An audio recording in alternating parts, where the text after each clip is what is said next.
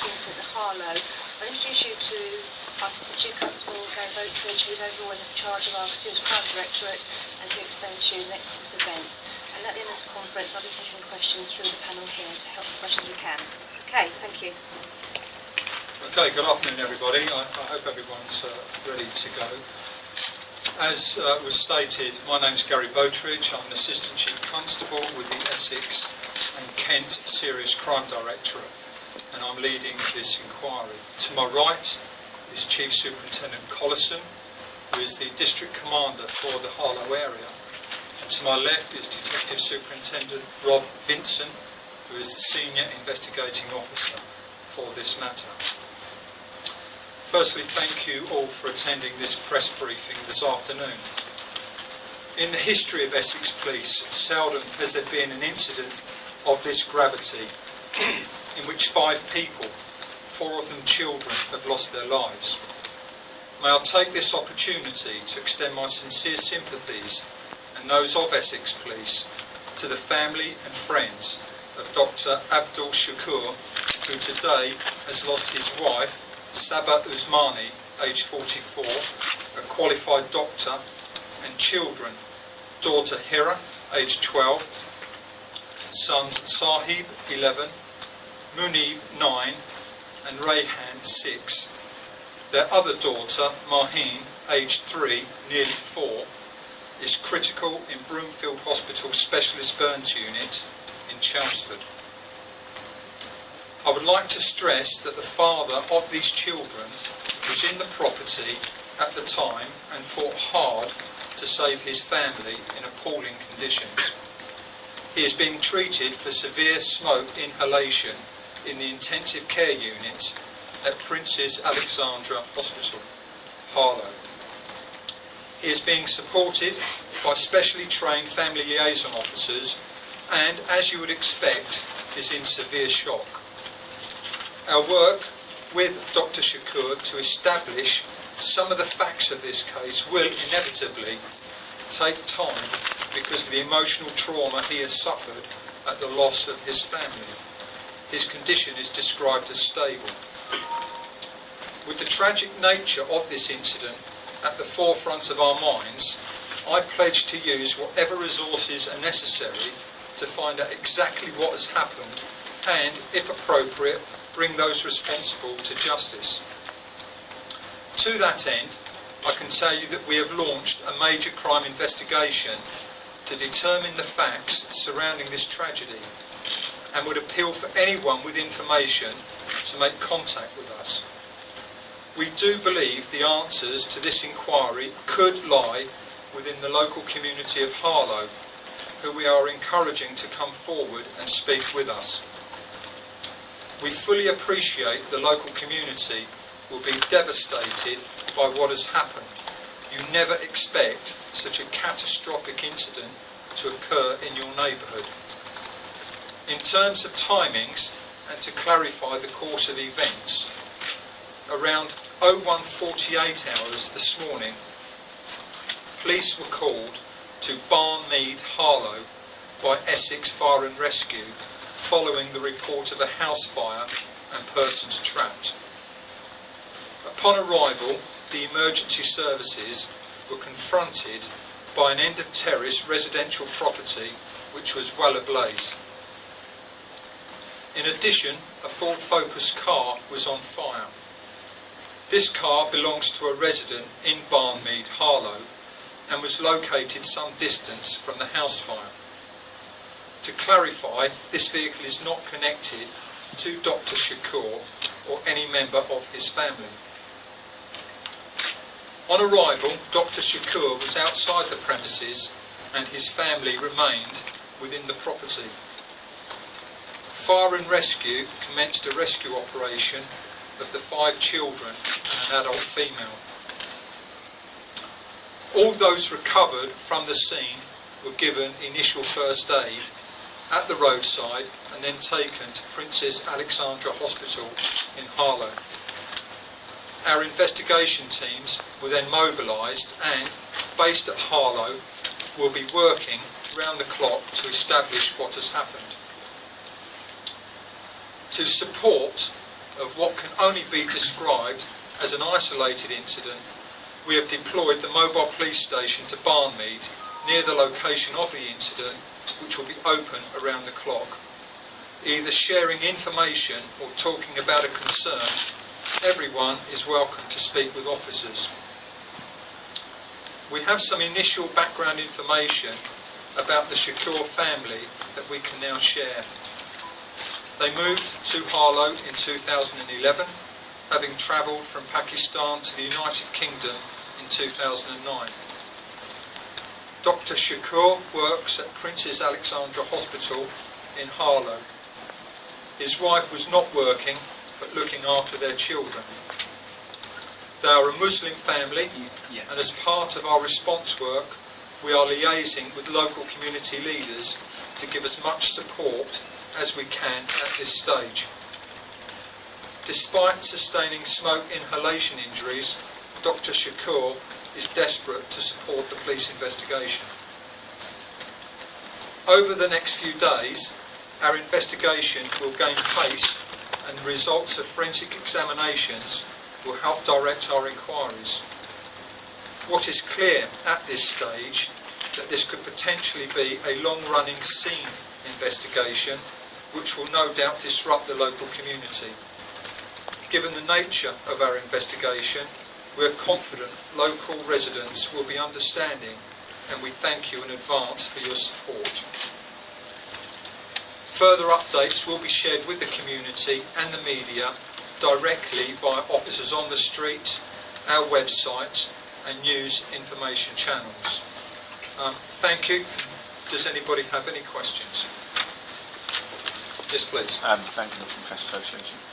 Do you have any initial theories in terms of motive? I know it's an early stage. Yeah. There are a number of lines of inquiry that are being pursued.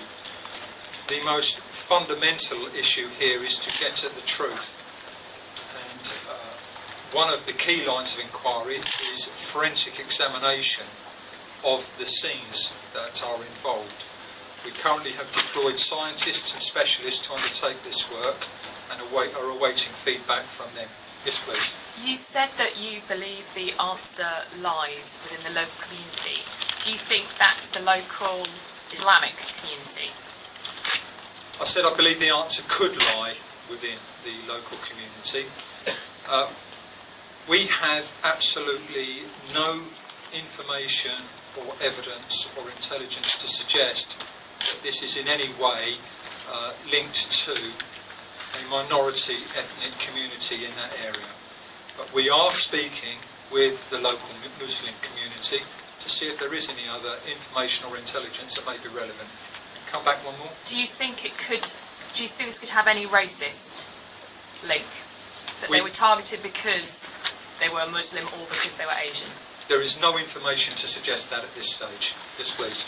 I see you're still calling it a major crime investigation, not a murder investigation. What, in your mind, is the probability of it being started deliberately? We don't know. We're obviously keeping an open mind in that regard, and it could quite possibly have been started deliberately. What I will say is that even if we were in that position to confirm that at this stage, we would be treating it in exactly the same way. I have large numbers of expert, professionally trained major crime investigators deployed to this investigation. We will go through it methodically. We will look at forensic and specialist advice that's coming back in terms of the experts that we've corralled to do this work. So we will leave absolutely no stone unturned. Yes, sir. Okay. Have the family come into contact with police locally for anything? Have they reported any crimes to the police? No, they are no. In summary, answer. Certainly nothing in around that we need to be looking at. Yes. Have you found how the fire was started yet? As I said earlier, we have scientists at the address now, and they haven't been fully debriefed at this stage. How was the fire in the castle? Do we know that yet? Rob? I think again, what we'll stress, as Mr. Boatford has already said, this is going to take time to unravel. scientists and the experts will be going through investigation of the car as of the scene, so that will take some time to unravel. Yes, please, and then I'll come to you. Have you been able to speak to the father at all? Yeah, I know you said it's complicated, but have you had any conversations? Yes, the family liaison officers have been speaking. However, in order to gain a full picture, that will take some time. He is understandably utterly distraught by the events that have taken place, and we'll deal with that sensitively and at the right pace. Okay. We'll take one for yourself, please, madam, and then you, sir. Yeah. You said that the car had no link to the family, but do you have any more information as to how the car and the house fire happened simultaneously at the same time? No, not at this stage. Again, we need to look very carefully about both incidents. We look at the absence of coincidence, I suppose is the way I've got to put it. So that's one of the major thrusts of what we're looking at. Yes, sir. Do you know what part of the house the fire started? Again, I'll stress again, these are very, very early stages of this investigation, so that will be a matter for the scientists to come back to us to give us a clearer picture of the events that have taken place and the sequence. Yes, please. Have any witnesses come forward yet? Yeah, we've had a large number of people in and around the area who have been party, and I will stress that many of them very upset by the events that have taken place and having witnessed some of the events afterwards. But I would also appeal for anybody who was in and around that area at that time who may hold some information, come forward to the police and please tell us what you know. Okay, yourself, and then you, sir. Just about on the car, is there any link between the owner of the car and Dr Shakur and his wife, aside from the fact they all lived close to each other? Were the families friendly? Did they know each other? You've obviously spoken to the car owner. Yeah, I can't establish a link at this stage. Again, it's very early stages. So it is just proximity. That's what we're looking at. The 3-year-old girl's in a critical condition. Do you have any more information as to what she's being treated for? My latest update was that she is very poorly. I know you said that you can't talk too much about forensics. There was suggestion that possible accelerated used that fire to achieve a blaze of that ferocity, and dogs were used to kind of sniff out the house. Can you confirm any more information on that?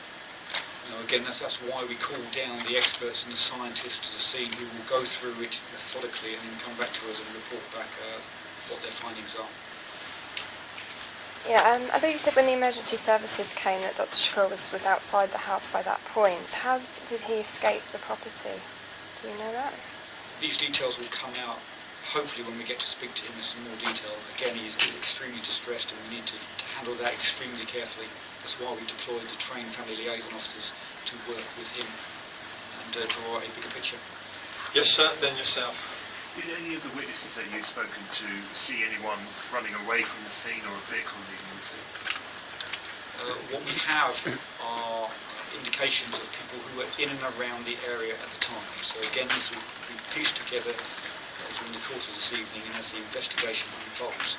Again, I come back to my point that if you were in and around that area at the time, we need to know that you were there so we can say, find out what you've seen or heard. Yes, please. Is it possible to say in greater detail what the father did to try and rescue his family? I mean, you've described him as fighting, working hard to try and get them out. Is it possible to give any more detail at this stage? Probably not at this stage, until we've had a better chance in order to deal with him when he's well enough to be able to go through the detail of it. You gentleman, and then the lady behind. The family moved to Harlow last year. Do you have any idea of how well known they were in the neighbourhood at all? The family were well known in the neighbourhood. The children went to the local schools and they were well known faces of the local mosque. So yes, indeed, they were well known in the local area. Yes, please, madam. Any CCTV at all around there? Again, all being scoped as part of our investigation, so again, early stages. So there is actually CCTV cameras in that area? I think we're scoping what CCTV is available as part of our normal investigation, so I won't want to go into that sort of detail at the moment. Lady there, then you, sir. Has there been any problems with racism in the area? Not at all. This is an isolated incident, as you've been told, and certainly there's no history of anything that would tend to suggest this is a problem in Harlow. Yes, please. Have you spoken to the family in Pakistan at all? Have they had any reaction? Not at this stage. You haven't spoken to them? No contact yet? No, we're working through what the family tree looks like. Again, it's early stages for our investigation. What I'd like to do now is invite Mr Collison to say a few words about the local community, then we can pick up on individual questions after that again. Thank you, sir.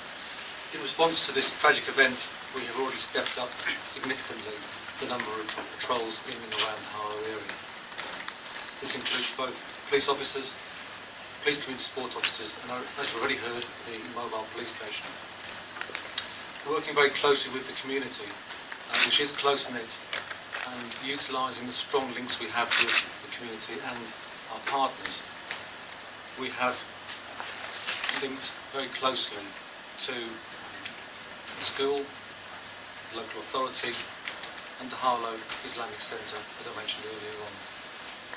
And the community have welcomed this at this time of some difficulty.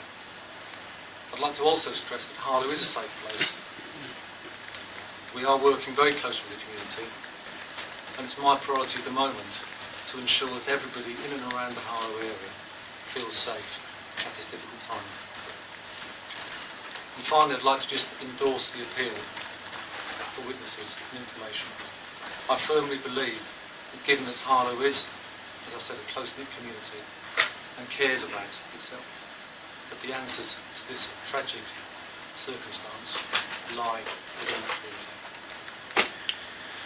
Okay, we can take another couple of questions, then if anyone wants to do individual interviews, I'm sure we can spare some time for that. Yourself and you, please. Are you treating this as a murder case? We're treating this as a major investigation at the moment.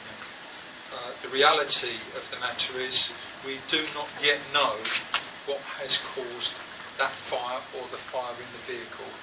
As I've said earlier, we've got forensic experts there. Once we have a proper determination, we will share that with you. But I don't want anyone to be under any misapprehension that this is not being investigated robustly, fully, by a very, very significant number of specialist officers who do, in their day job, investigate murders. So we're treating this very, very seriously indeed. Yes, please. Detective Superintendent, I know you have to give us broad brush strokes at the moment, I understand, but a neighbour and another source said that Dr Shakur has said that he jumped out of his house. Now, I don't think more than that, I didn't say first floor, ground floor, but we don't want to publish that if that's not the case. I understand you don't want to go into detail, but that's what we've been told from two different sources. He said jumped out of the house. Yeah, it's a difficult one because what I want to do is give you the facts as we can get them from Dr. Shakur. So until we've spoken to him properly to get the full version of how it's unfolded, which is difficult at the moment. Yes, we're aware of what the neighbours had said and what he said at the time, so we're working with that at the moment. Okay, thank you very much, everybody. As I said earlier, if there's a requirement or a need to do any individual interviews, then we'll do our best to facilitate those as well. Thank you for your attendance today. Thank you.